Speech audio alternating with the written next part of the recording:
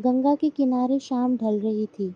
आसमान लाल हो चुका था और एक साधु कई दिनों से बिना भोजन, बिना विश्राम, बस ध्यान में लीन बैठा था।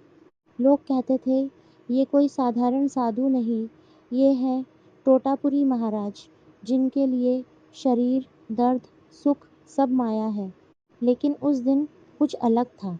कई दिनों से उनके पेट में असहनीय दर्द हो रहा था। शरीर कमज़ोर हो चुका था। वो साधु जो हमेशा कहते थे मैं शरीर नहीं आत्मा हूँ, आज उसी शरीर का दर्द उन्हें बेचैन कर रहा था। रात गहराई, दर्द और बढ़ गया। टोटापुरी ने आंखें खोली और खुद से कहा, अगर मैं सच में शरीर नहीं हूँ, तो ये दर्द मुझे क्यों परेशान कर रहा है? उनके अंदर एक द्वंद्व शुरू हो गया। उन्होंने सोचा इस शरीर का अंत ही कर देता हूँ। जब शरीर ही नहीं रहेगा तो दर्द भी खत्म।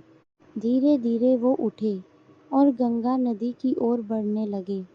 रात पूरी तरह शांत थी, बस लहरों की आवाज़।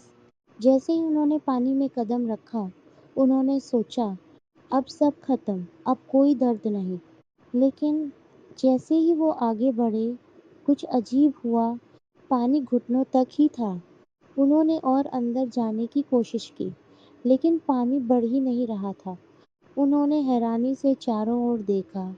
ये कैसे हो सकता है? गंगा इतनी उथली कैसे हो गई?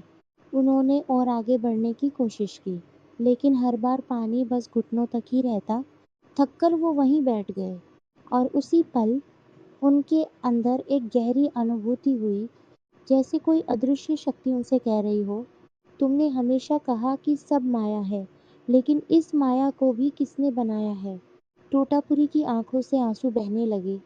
उन्हें पहली बार एहसास हुआ, जिसे वो माया समझकर नज़रअंदाज करते थे। वही शक्ति, वही माँ, वही ईश्वर हर जगह मौजूद है। सुबह होते ही वो सीधे रामकृष्ण परमहंस के पास गए।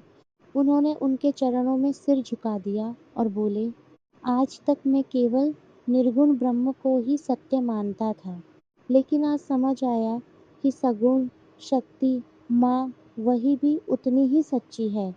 रामकृष्ण मुस्कुराए। जब तक इंसान पूरी सच्चाई को नहीं देखता, तब तक ज्ञान अधूरा रहता है। उस दिन के बाद टोटापुरी का ज्ञान और भी गहरा हो गया। अब वो सिर्फ ये नहीं कहते थे कि सब माया है, बल्कि ये भी समझते थे कि माया भी उसी परम सत्य का हिस्सा है। ये कहानी हमें सिखाती है, कभी-कभी हम जिस चीज़ को नज़रअंदाज करते हैं, वही हमें सबसे बड़ा सत्य सिखा देती है। अगर दिल से महसूस हुआ हो, तो एक बार लिख ज़रूर लिखना।